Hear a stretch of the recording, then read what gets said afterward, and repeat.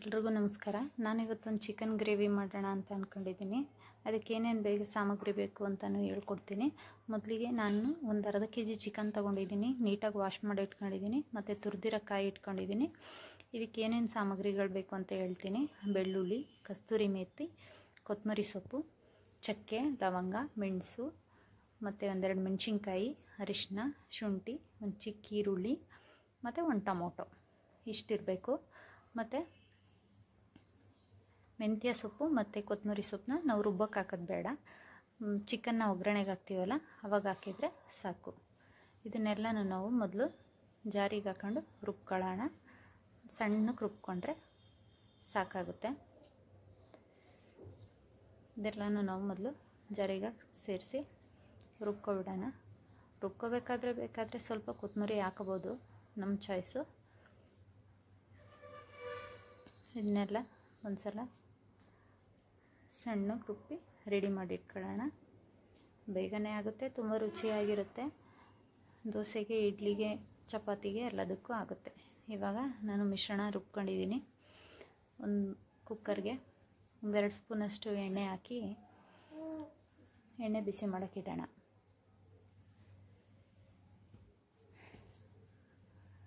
ಎಣ್ಣೆ ಬಿಸಿ ಆದ ತಕ್ಷಣ ನಾವು ಏನು ಸೊಪ್ಪು ಇಟ್ಕೊಂಡಿರ್ತೀವಿ ಅದನ್ನು ಒಗ್ಗರಣೆಗೆ ಹಾಕೋಣ. ಸ್ವಲ್ಪ ಒಗ್ಗರಣೆಯಲ್ಲಿ ಬಾಡಿಸೋಣ, ಎಣ್ಣೆ ಮತ್ತು ಸೊಪ್ಪು ಎರಡನ್ನೂ. ಅದಾದ ನಂತರ ನಾವು ಏನು ಮಸಾಲ ರುಬ್ಕೊಂಡಿರ್ತೀವಿ ಅದನ್ನು ಸೇರಿಸೋಣ. ಮಸಾಲಾನ ಒಂದು ಸಲ ಕೈ ಆಡಿ ಸ್ವಲ್ಪ ಹಸಿ ಸ್ಮೆಲ್ ಹೋಗಲಿ. ಹಸಿ ಸ್ಮೆಲ್ ಹೋಗೋ ತನಕ ಒಂದು ಕುದಿ ಬಿಡಿಸೋಣ. ಹಸಿ ಸ್ಮೆಲ್ ಹೋದ ತಕ್ಷಣ ನಾವು ಏನು ವಾಶ್ ಮಾಡಿ ಇಟ್ಕೊಂಡಿರ್ತೀವಿ ಚಿಕನ್ನು ಅದನ್ನು ಸೇರಿಸೋಣ. ಸೇರಿಸಿ ಚೆನ್ನಾಗಿ ಒಂದು ಮಿಕ್ಸ್ ಕೊಡೋಣ. ತುಂಬ ಈಸಿಯಾಗುತ್ತೆ, ತುಂಬ ರುಚಿಯಾಗೂ ಇರುತ್ತೆ. ತಕ್ಷಣಕ್ಕೆ ಚಿಕನ್ ತಂದು ಏನು ಮಾಡಬೇಕಪ್ಪ ಅನ್ನೋ ಟೈಮಲ್ಲಿ ಈ ಥರ ಮಾಡಿದರೆ ಬೇಗನೆ ಆಗುತ್ತೆ. ರೈಸ್ಗೆಲ್ಲ ತುಂಬ ಚೆನ್ನಾಗಿರುತ್ತೆ. ಅದಾದಮೇಲೆ ನಾವೇನು ಕಸ್ತೂರಿ ಮೆಥಿ ಇಟ್ಕೊಂಡಿರ್ತೀವಿ ಅದನ್ನು ಸ್ವಲ್ಪ ಸೇರಿಸೋಣ. ಸೇರಿಸಿ ರುಚಿಗೆ ತಕ್ಕಷ್ಟು ಉಪ್ಪು ಹಾಕಿ ಒಂದೆರಡು ವಿಷಲ್ ಹಾಕಿದರೆ ಚಿಕನ್ ಗ್ರೇವಿ ರೆಡಿ ಆಯಿತು.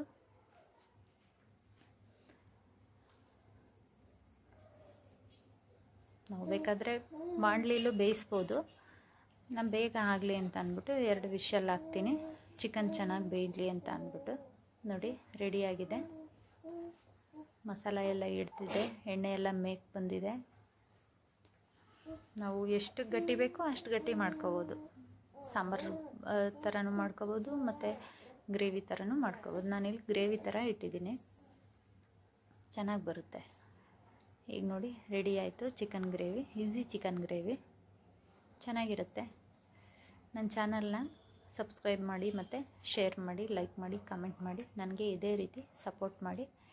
ಇದೇ ಥರ ಹೆಚ್ಚಿನ ವೀಡಿಯೋಗಾಗಿ ನನ್ನ ಚಾನಲ್ನ ಸಬ್ಸ್ಕ್ರೈಬ್ ಮಾಡ್ಕೊಂಡು ನೋಡಿ. Thank you.